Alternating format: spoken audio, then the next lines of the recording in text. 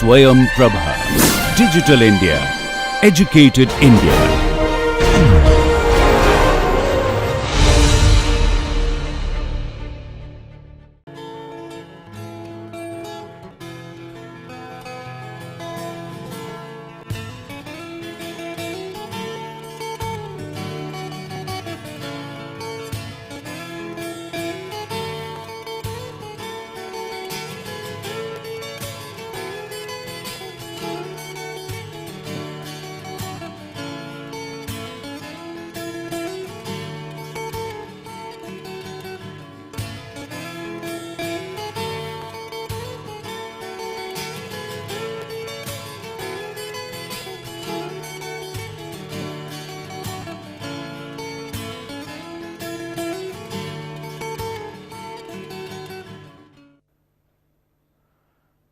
Hello everyone and welcome back to the classroom session 5 for the video course on engineering geology. Today we are going to learn different aspects of physical properties of minerals, and we will try to identify different minerals based on their different types of physical properties. We will try to list them and we will try to see how they differ from mineral to mineral, but as is the practice, we are going to prepare the answers for the problems given in the previous presentation. So the question set that we had in the last presentation went like this: explain the principles of LiDAR survey. Let me explain with a sketch.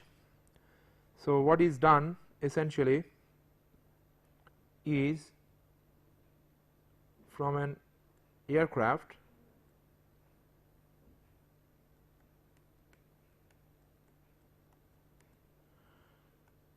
we emit LiDAR laser pulses, and those pulses are made to bounce off of the topographic features. So this is our aircraft,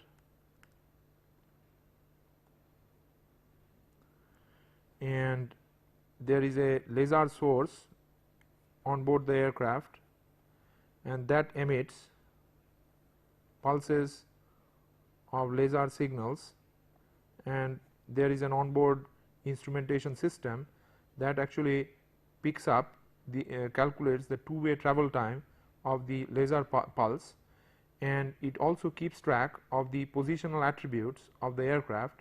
From those information it actually computes the x, y and z coordinate, or the two horizontal and the vertical coordinate of the point off of which the laser pulse was reflected.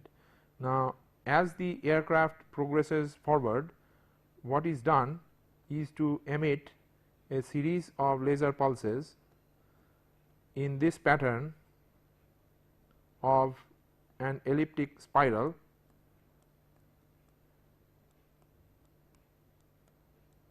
and using information from each one of those pulses together with all the other information, all the other two-way travel times for other pulses from the same area, the survey actually computes the topography of that particular area. So that in a nutshell is the principle of a LiDAR survey.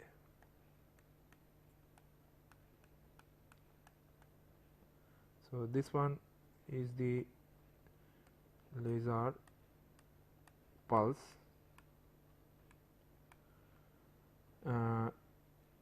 travel path,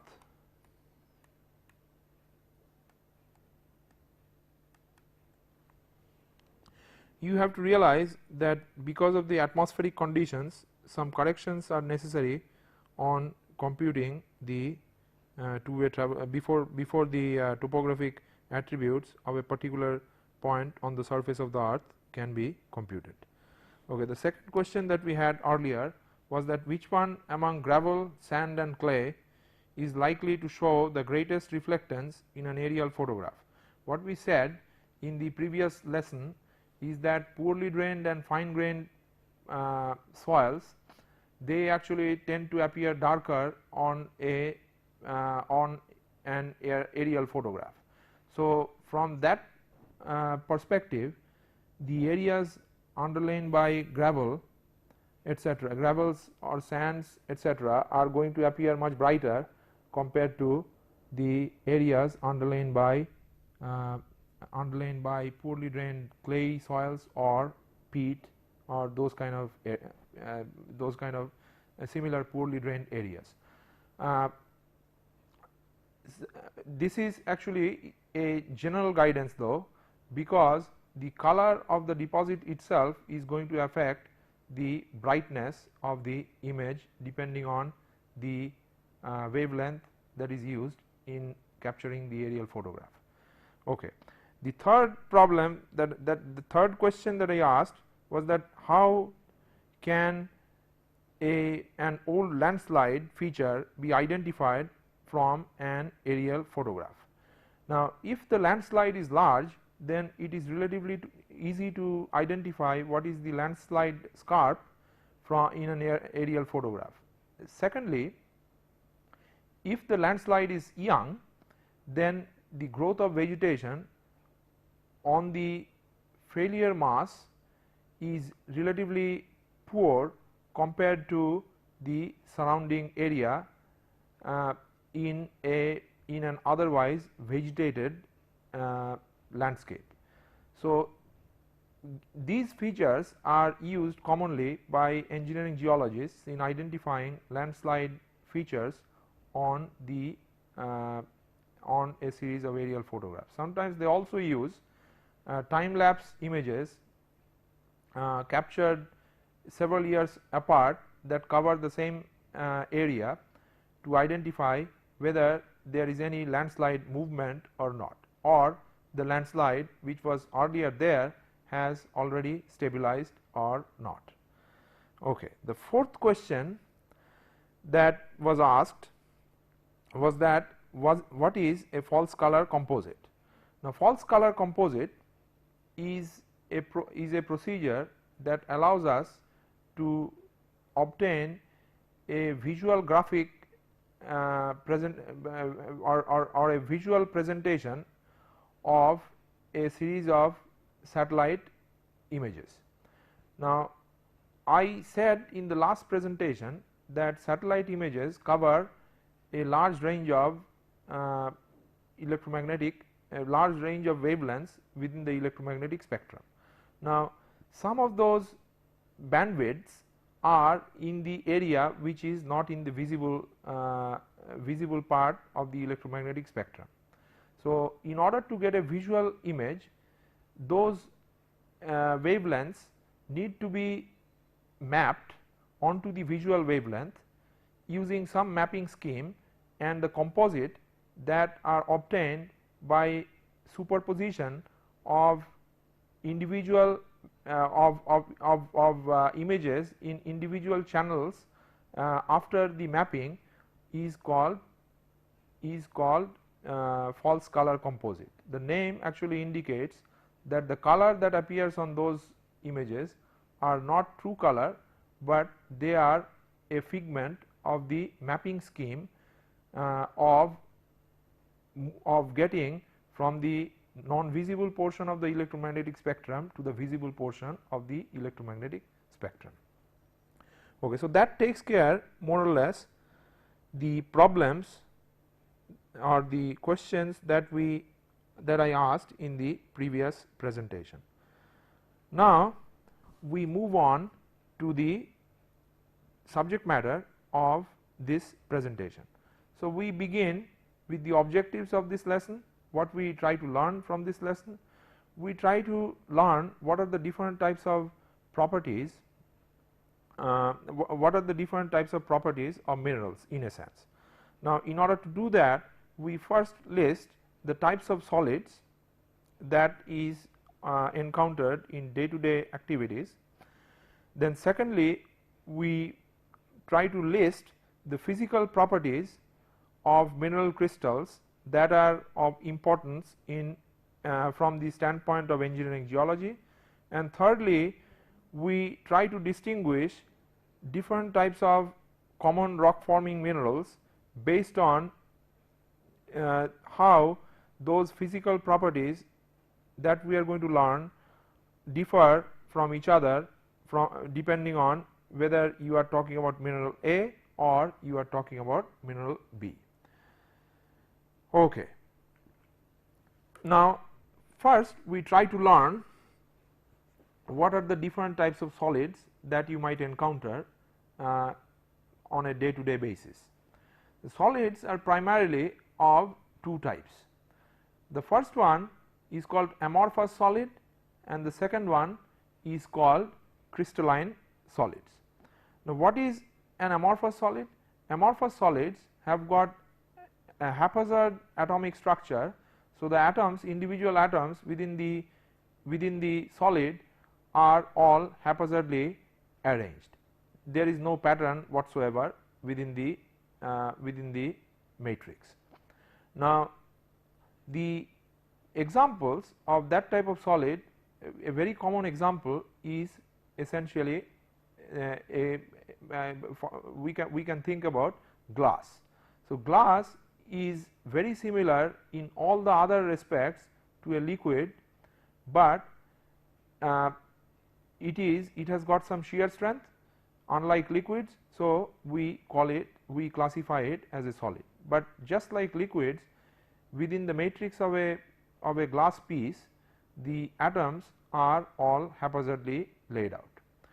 The second type of material, the second type of solid is called a crystalline solid. In crystalline solid, what you got, your individual atoms, they are all laid out in a regular pattern. So, within the matrix you will have a regular repetitive pattern. There are dislocations, there are irregularities, but they appear that is those dislocations or irregularities, they are not the actual, I mean they are not a common feature on the, I mean they do not cover most of the volume that is that comprises the solid mass. So, all the minerals are within the category of crystalline solids. Example of a crystalline solid, we show an example of chlorite mineral, the atomic structure of a chlorite mineral on this slide here, and what you can see is a regular structure comprised of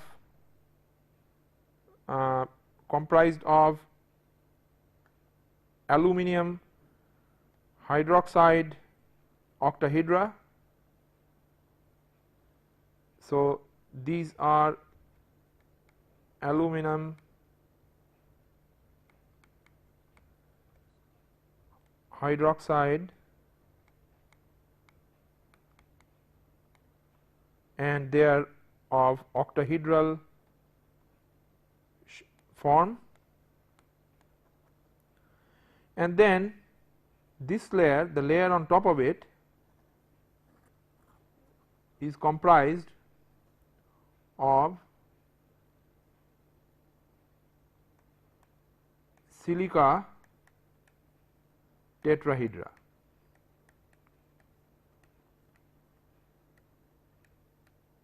Then again this particular layered structure is going to repeat. So, you can start you can see that the aluminum octahedra are again starting to reappear.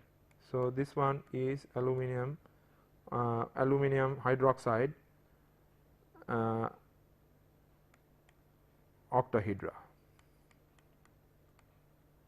once again. So, this kind of repetitive structure actually is typical of minerals, and we are not going to be concerned with the amorphous solids in this series of presentations as such. So, this one is an example. This one, the slide that was just shown gives you an example of chlorite mineral, which is a very common clay forming mineral. All the other rock forming minerals we are going to consider in this study is of comparable nature, in the sense that the layout of individual atoms is quite repetitive. Now, how do we define minerals? Minerals are essentially naturally occurring crystalline solids. There are approximately 3000 different types of minerals in terms of chemical compositions, and these minerals include widely occurring there are only a few minerals out of these 3000 that occurs very widely on the surface of the earth, and there are approximately 9 such minerals, and we are going to consider them in detail somewhat in this lecture or in one of the lectures later on in this series of presentation. Now, the widely occurring rock forming minerals can range a wide variety of different types of minerals. Some of these minerals could be quite expensive actually. So, gemstones for that matter are examples of those expensive minerals. Diamond is also a type of mineral actually, and that is one of the most expensive gemstone that one can find. Then on the other end of the spectrum in terms of price is minerals which do not have any engineering value. Somewhere in between are engineering minerals which are used in construction activities.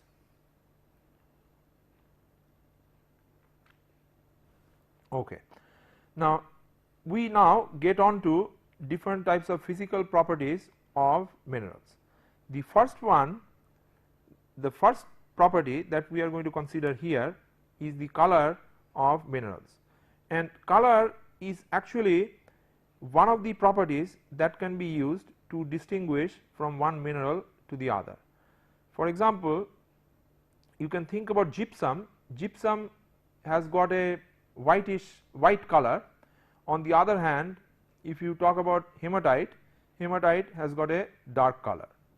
So, based on what color it is, we roughly can identify minerals, but color is not a very good identifier of minerals, because colors may change as the mineral is exposed to the nature, or the color may vary depending on what kind of impurity is present within the mineral crystal lattices. So, depending on all these things, although you understand that although color can be taken as one of the attributes of one of the identifying attributes for different types of minerals, but it does not conform. I mean, it is very difficult to distinguish minerals purely based on the color itself. You can think about several minerals actually which show a wide range of colors. Those minerals are called holochromatic. In contrast, isochromatic minerals, they are of a single uniform color. Now, holochromatic minerals, example of holochromatic minerals is feldspar. On the other hand, an example of isochromatic mineral is a mineral called kyanite.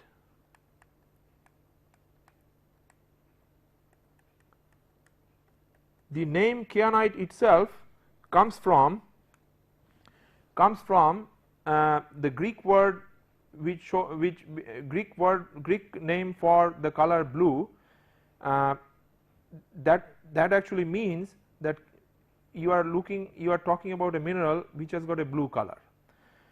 There could be pseudochromatic minerals also. Pseudochromatic minerals have got a play of color. So, depending, if you take a piece of that mineral on your hand and if you turn it around, depending on from which direction light is coming, you are going to see a play of color. The color is going to change. Example for that one is diamond. Then there is another possibility which is also an attribute of pseudochromatic minerals, and that is iridescence. Iridescence means a rainbow like coloring appear on the surface, and tarnish is another type of attribute for pseudochromatic mineral. And tarnish is, I mean, if you keep this kind of mineral exposed to the nature, then the color becomes dull. An example of a mineral that shows this kind of coloring which tarnishes is chalcopyrite, that is copper pyrite, copper iron sulphate. Now, the second mineral property that we are going to consider is luster. What is luster? Luster essentially gives the property that shows the reflectance characteristics of the mineral surface. For example, we take a mineral surface, and if you have got this kind of a reflectance property from that mineral surface,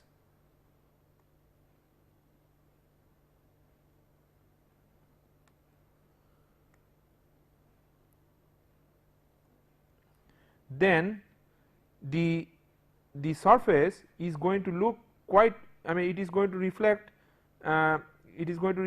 light that may come from another source rather brilliantly, and this kind of reflectance property gives rise to a thing called, often it gives rise to a type of luster called metallic luster, which has got a very shiny appearance.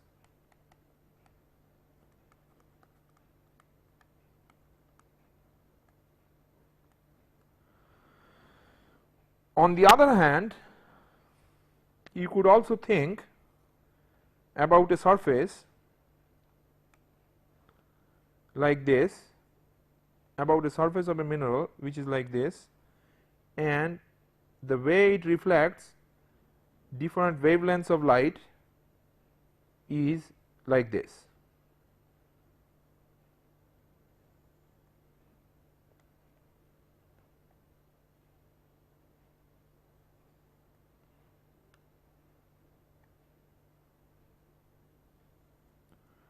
So, in a sense, this type of surface, upon reflecting, it is going to scatter different wavelengths in different directions, and this type of behavior actually gives rise, I mean, it actually gives rise to a luster which is not shiny,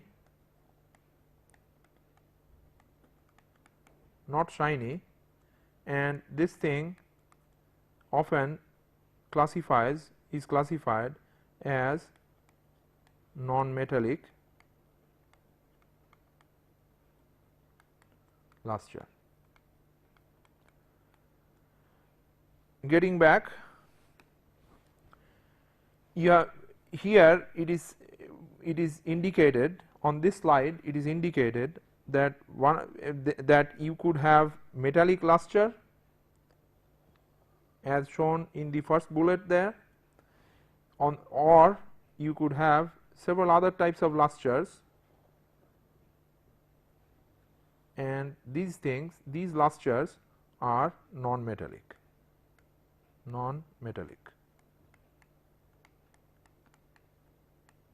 Whereas this one here was a metallic luster,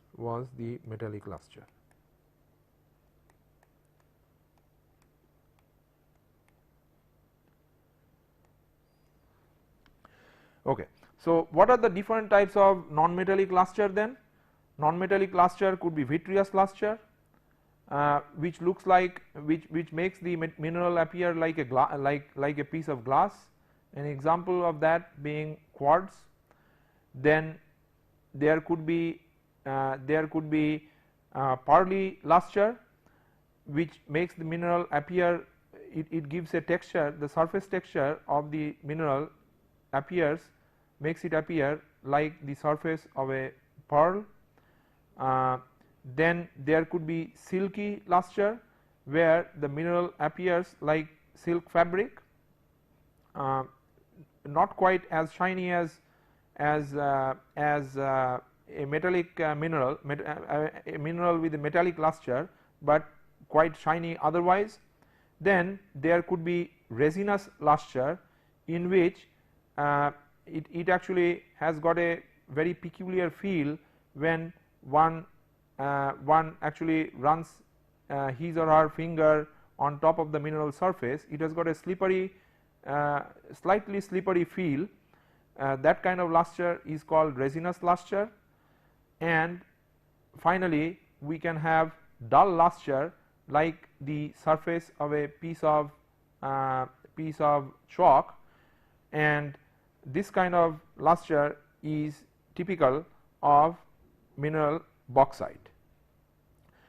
So, these things are listed over there in the slide that was shown with the examples, and there is an example on the right side of the slide for a non-metallic luster, which is shown here.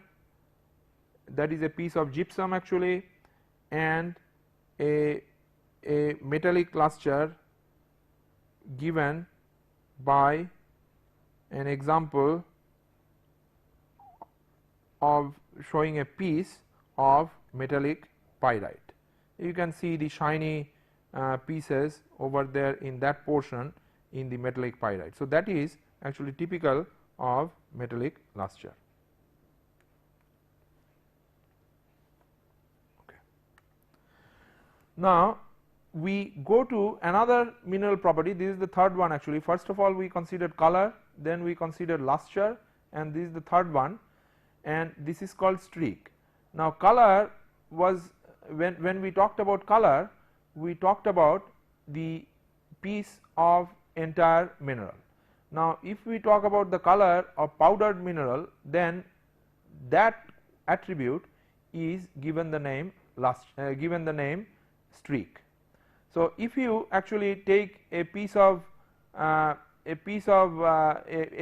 hard piece of quartz and rub another mineral on top of that piece, what you are going to get? You are going to get a marking depending on what is the color, what is the color of powdered mineral, and that particular color is going to identify going to give the streak of that particular mineral.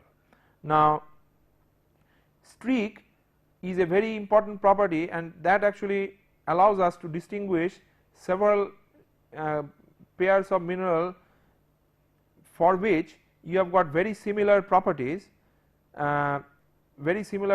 otherwise, but the streak is different. Example for that are two minerals, chromite and magnetite. These two minerals are very similar in properties. Even the magnetic properties of these minerals could be does not sometimes allow them to be distinguished from each other, but the streak of chromite is black, a streak of chromite is essentially brown in color, whereas the streak of magnetite mineral is black in color. Now, let me give you the chemical composition also of these two minerals, so that that actually in order to complete the discussion here. Chromite essentially is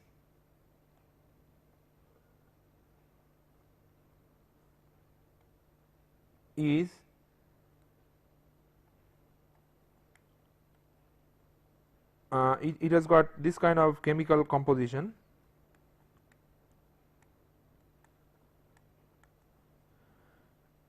whereas magnetite, the chemical composition of magnetite is this, is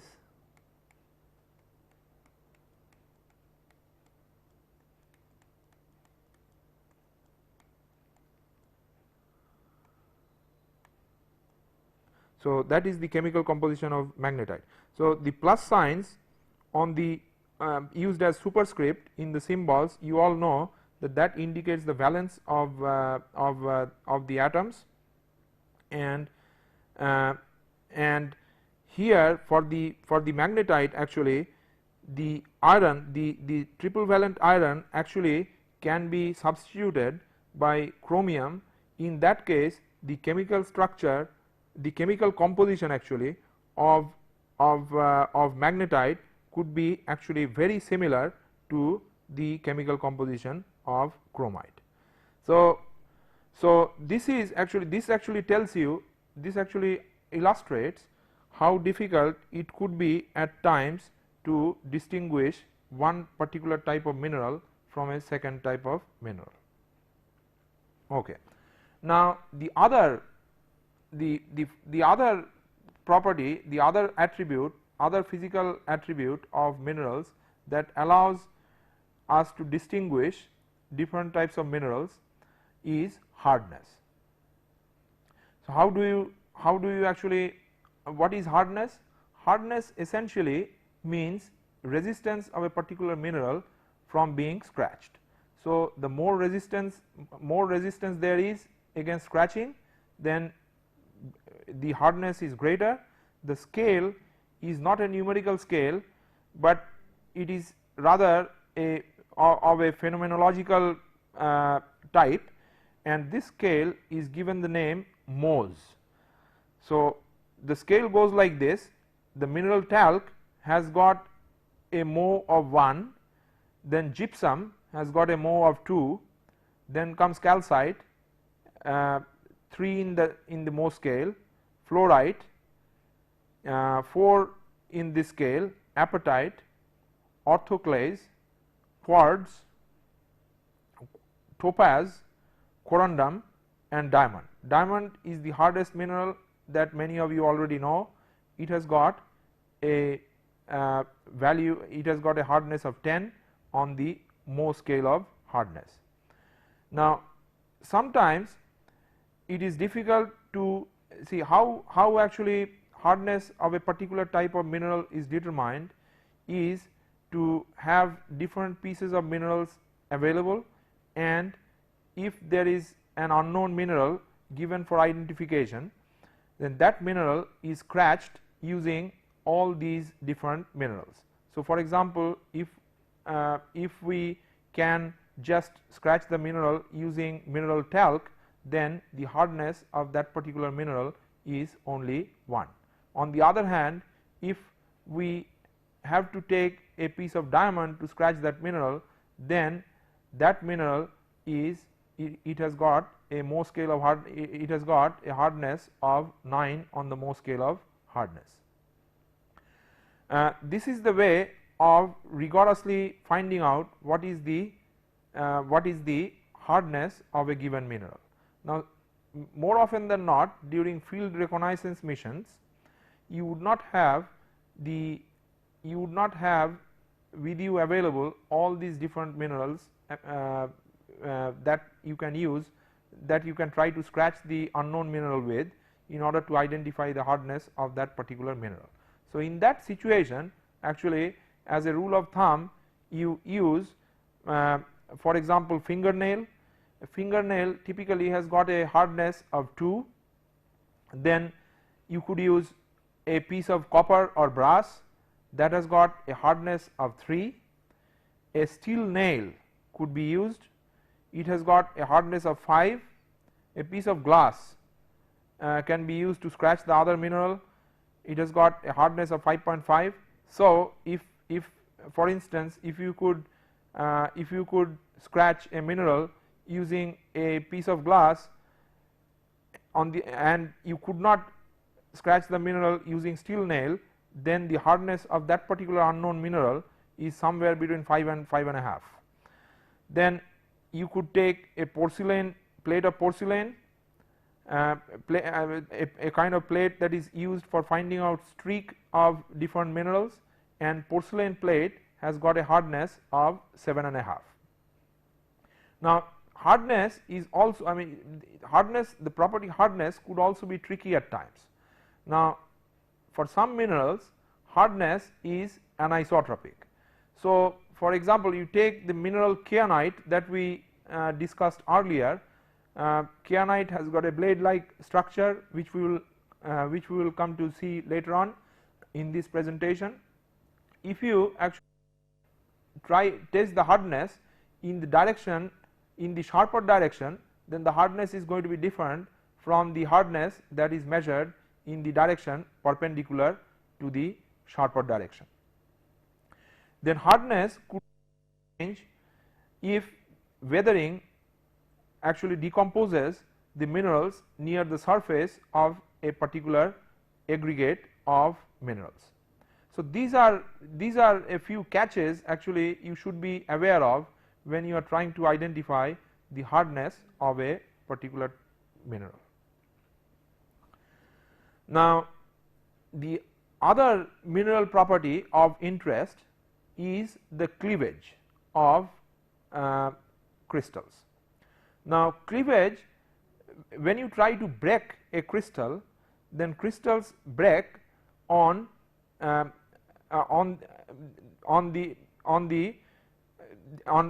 definite planes of cleavage. So, if there is definite cleavage, then the form, the way those cleavage planes are oriented with respect to each other, that will give you enough clue in order to distinguish many different types of minerals. Cleavage could be cubic, or it could be rhombohedral, or it could be prismatic, or it could be basal. So, these are actually the characteristics, as you can see from the names of names that are used for classifying these things. They actually talk about crystal shapes.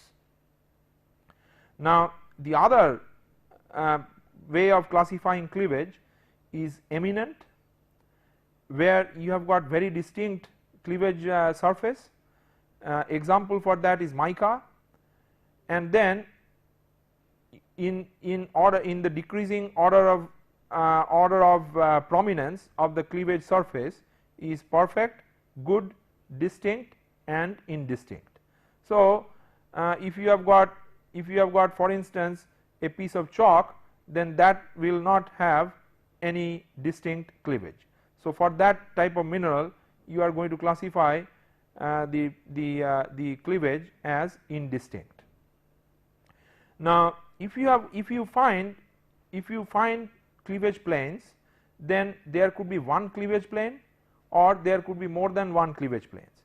For instance, for mica, biotite and muscovite, you have got one distinct cleavage plane.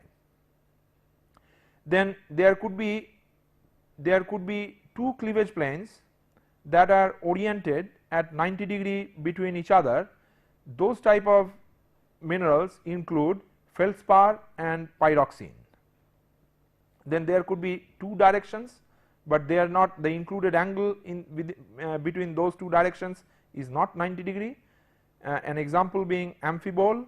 Then there could be three directions, at approximately about 90 degree, example being halite and galena. Halite is essentially rock salt.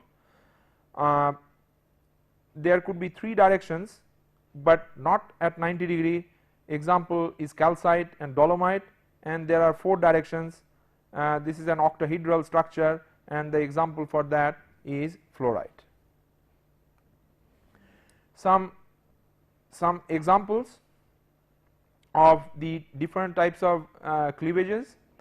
For instance, we talked about one direction cleavage in one distinct direction. Example is a biotite mica, a dark colored mica, in which the planes of the slide itself essentially is the cleavage plane. Then the example of 2 cleavage planes is feldspar, and this one is approximately at 90 degree.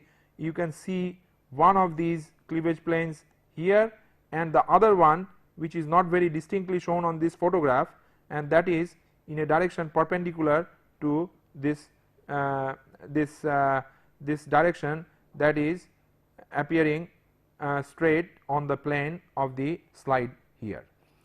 Okay, calcite, it has got 3 cleavage planes. One is this one is that one there, another is that one there, and the other one is this one.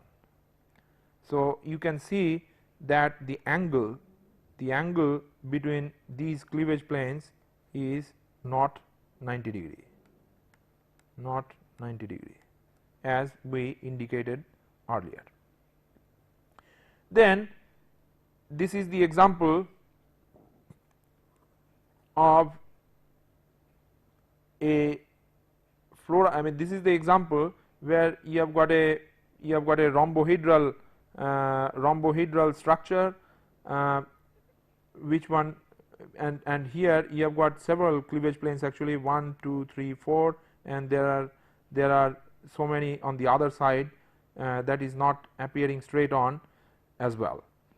So that kind of illustrates about how you could use cleavage planes in order to distinguish different types of minerals. Okay.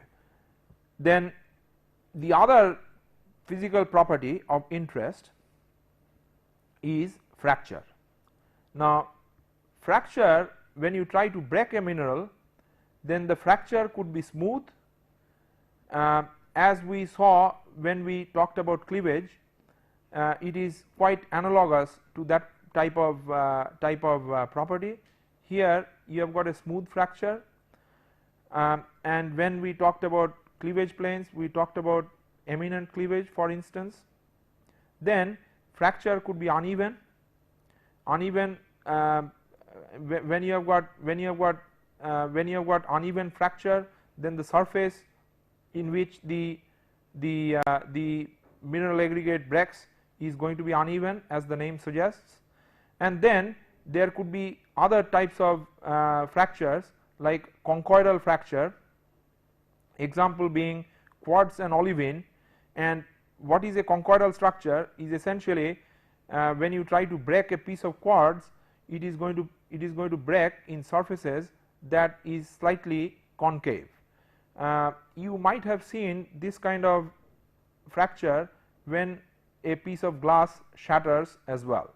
You see a series of concentric, actually a concave surface developing when you try to break certain pieces of glass as well. Now fracture could be splintery when the breaking is very similar to the type of fracture that you would get when you try to break a piece of wood, for example. The piece of wood sometimes shatters in the form of splinters. Example for that is kyanite. Then the mineral can actually fracture as with Hackley fractures. Hackley fractures essentially indicates that there are, the mineral breaks with sharp projections, like mineral copper actually breaks in this manner. Then the mineral could also break in a sectile manner. Sectile manner is a fracture that is typical of graphite, for example. You all have used graphite pencils. When you try to sharpen the pencil using a blade or something, then you will see shavings of graphite actually comes out. So that is an indication of sectile fracture. And finally you have earthy fracture in which the mineral actually breaks in the form of powder. Example of that one is not actually, it is not powder, but the surface at which it breaks, it does not have any reflectance at all, it has got a dull appearance, and that kind of mineral, I mean that kind of example for that type of fracture is chalk. Okay. Then we get on to the other type of physical property that also allows different types of minerals to be distinguished from each other, and that is called form, crystal form. This is essentially physical shape that you get for different types of mineral crystals. Now there are several different types of forms, some of which we have already seen. The first one being tabular. Example for that is calcite and orthoclase.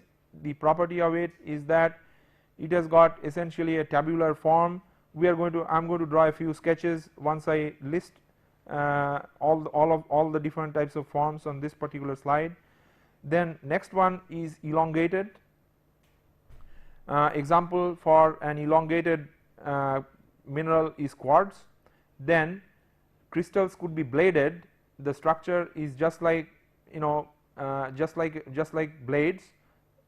It has got two flat surfaces, and the distance between those two flat surfaces is relatively small.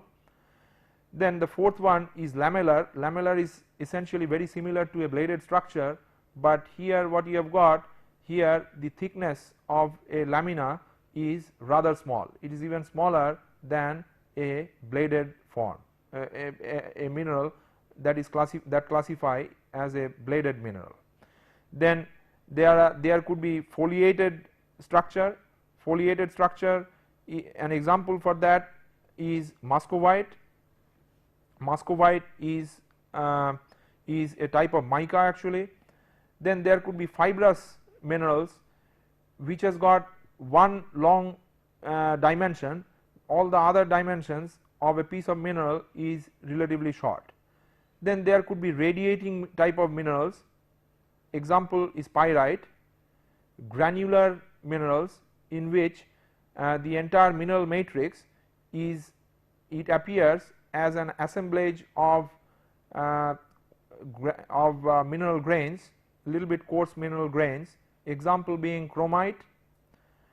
Then there could be globular structure. It is just like an assembly of minerals, roundish mineral pieces, each of which looks like rounded pebbles cemented together. Then there are reniform structure. Example for globular mineral is hematite. Reniform structure is very similar to a globular mineral, in which each of those pieces, each of those roundish pieces take the shape of a human kidney. And finally you have got mammillary, that is also very similar to the globular and reniform structure, but a mammillary mineral kind of looks like it takes an appearance of a head of broccoli, or it is very similar in appearance to a head of broccoli or cauliflower. Now let us actually sketch out these different types of minerals, these different types of mineral forms. So, we first talked about tabular form, and a tabular form is going to look like this. So, this is a tabular form. You could also have another type of tabular mineral which sort of looks like that. So, here what you have got actually, so this is also another example of tabular mineral. Then you have got elongated structure, and let us take an example. This could be an elongated structure. This is elongated structure.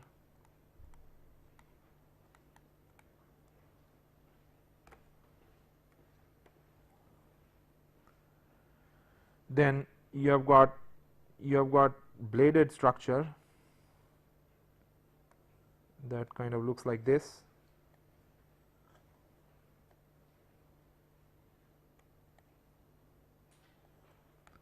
This is bladed structure.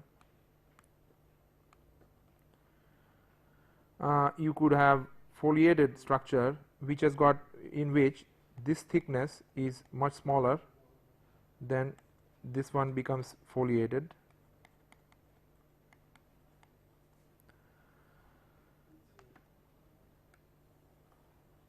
You could get, let's take an example of globular or reniform structure that kind of looks like this.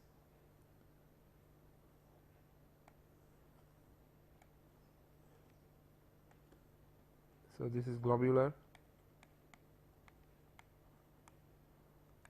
reniform.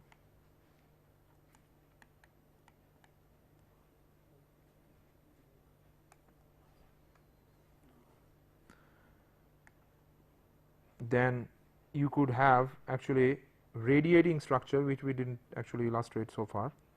Radiating structure sort of looks like this. Actually ice crystal is also, it has got radiating structure. So, this is radiating,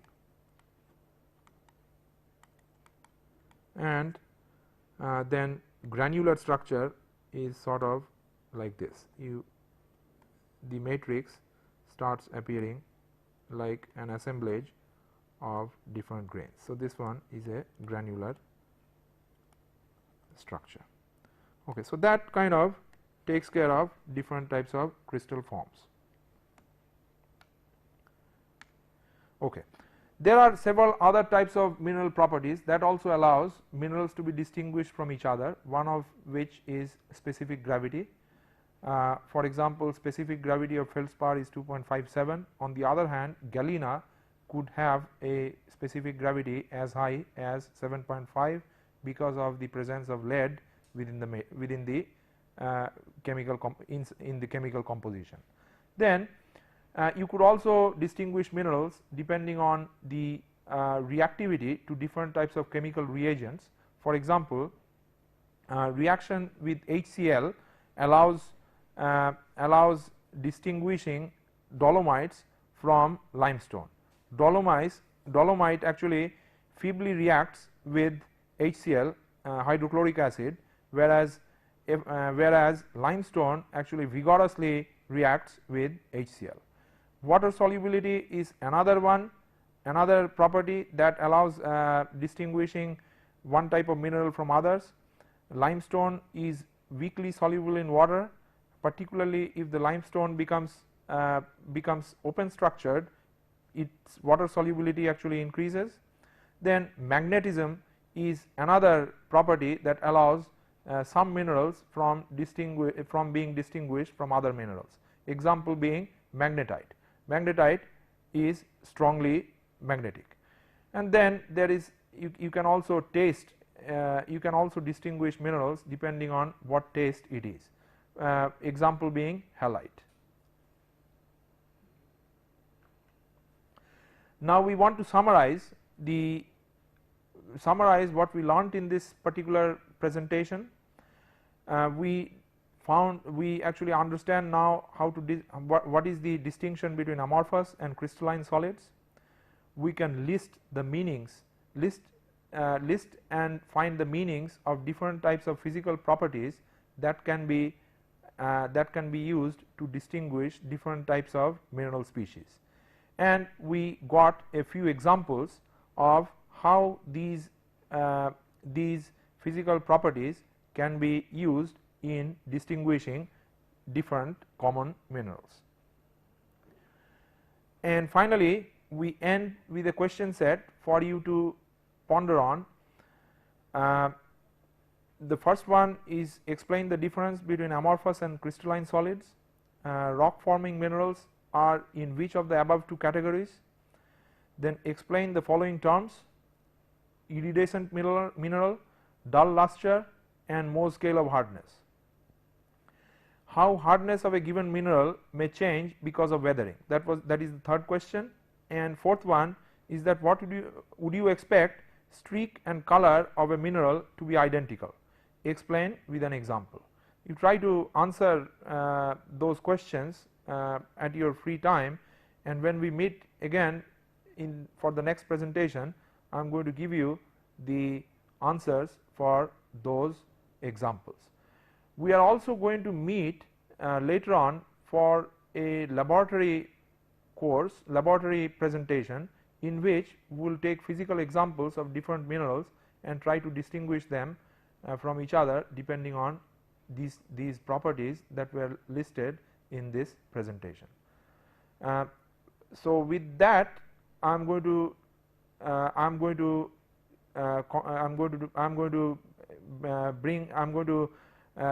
end this presentation, and until I meet you again, bye for now.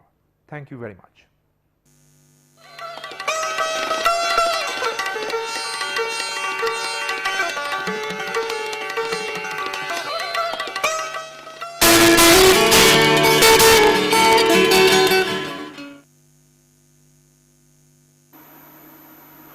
Hello everyone, and welcome to lesson 3.2 of engineering geology. Today's topic is crystallography and optical properties of minerals. As usual, we are going to begin with a discussion of the previous lesson's question set. The first question that I asked last time around when we met was I asked for an explanation of the differences between amorphous and crystalline solids.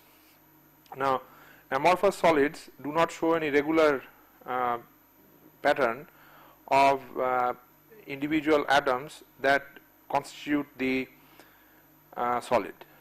On the other hand, crystalline solids have got a regular pattern of atomic structure, regular and repetitive pattern of atomic structure,